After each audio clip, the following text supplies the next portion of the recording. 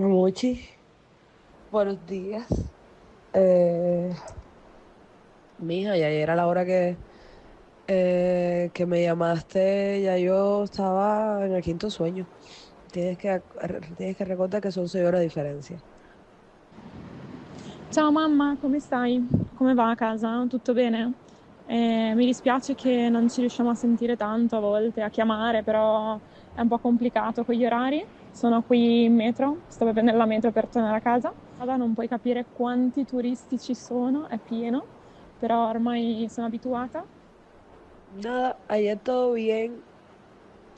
Fui a ver unas cosas de los papeles, me dieron una vueltecita por Barcelona.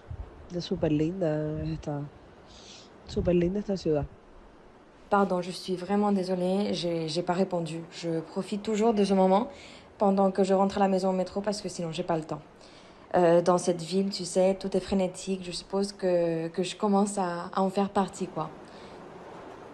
Y me pasa una cosa muy rara cuando los amigos míos de aquí se ponen, conmigo hablan en español, porque aquí se habla cantidad de catalán, y de repente cuando hablan entre ellos en catalán es muy raro porque siento que me estoy volviendo, o sea, como que mi mente está cambiando las letras del lugar, es muy raro.